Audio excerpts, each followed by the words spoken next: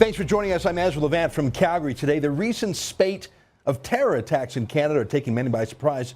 Just today, Corporal Brandon Stevenson, the man standing on guard next to Corporal Nathan Cirillo at the War Memorial, issued a statement saying, "In the coming days, I'll be resuming my duties at the National War Memorial. It will not be an easy task, but I am resolved to do it in honor of Nathan, Warrant Officer Patrice Vincent, and all those who stood and continue to stand on guard for Canada. I still believe Canada is a nation of peace where soldiers within its borders need not take up arms." It's a noble sentiment, but is it true? Or do our gun control laws actually tilt the domestic battlefield in favor of terrorist shooters, like the one who stormed Parliament 2 weeks ago? Professor John Lott is the president of the Crime Prevention Research Center and the author of More Guns, Less Crime. He joins us with more today from Philadelphia. Professor, welcome to the program. It's doubtful that even if Corporal Cirillo had bullets in his ceremonial gun that day, that he could have protected himself. It was just it was a sneak attack, really.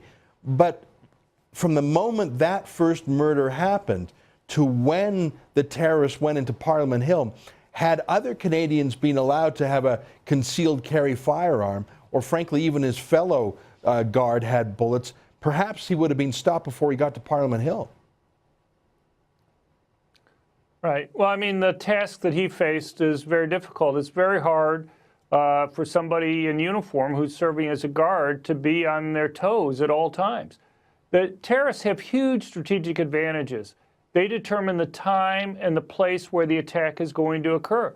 And, to be on your toes, day after day, hour after hour is just simply impossible. And in this case, the killer snuck up behind him. But you can look at Israel. Israel's kind of had to go through this a lot for decades, and they learned a very simple rule, and that is, no matter how much money they spent in terms of putting police or troops on the street, terrorists, if they were patient, would always find an opening. So let's say you have a bus where you have one terrorist and a couple police officers.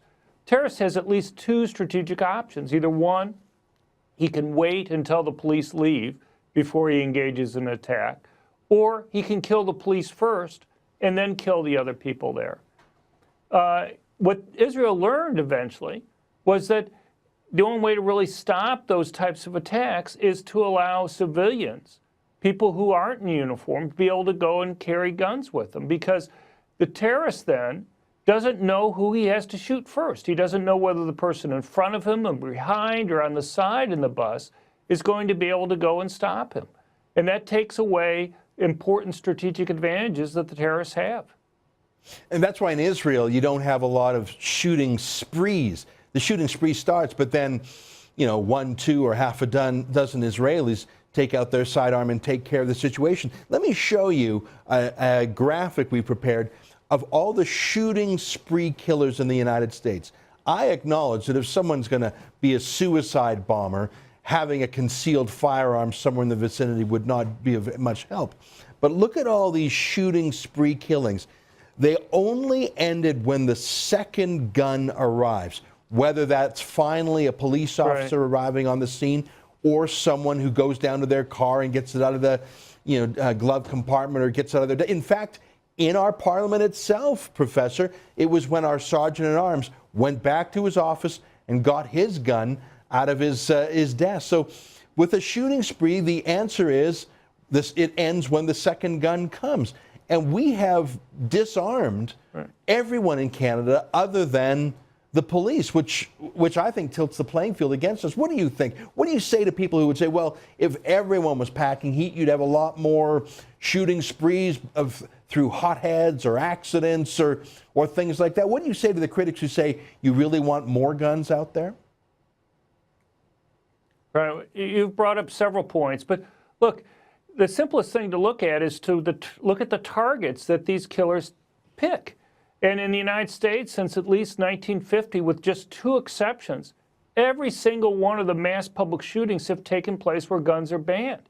This isn't by accident. If this was just random, then a lot of the states that have concealed carry, 98, 99% of the attacks would take place where guns are allowed, not in those few places where they're banned. And even in Canada, the Moncton killer that you had this past summer, if people had gone to his Facebook page, they would have seen he had comics up there which illustrated gun-free zones. He had one comic there where a victim had his hands up, was trying to run away from this killer, and was saying, look, you can't have a gun here. Guns are banned. And the killer's basically thinking to himself in a bubble that this guy's an idiot before he shoots him. But you look at the Santa Barbara killer this summer who put out a manifesto, he also noted there why he picked the places that he did to go and attack, and other places that he considered, he ruled out because people with guns would stop him before he was going to be able to go and kill many people. Professor, that's incredible. But as far as your last point, I'm afraid we're out of time, Professor, but I want to commend you and thank you. You are the first person in Canada who has pointed out that the Moncton killer had assessed things, analyzed things in terms of gun-free zones. The fact that we rely on a professor from Philadelphia to tell us that says our debate in this country is not as healthy as it ought to be about self-defense and concealed carry. Professor, I look forward to continuing this conversation with you another day soon.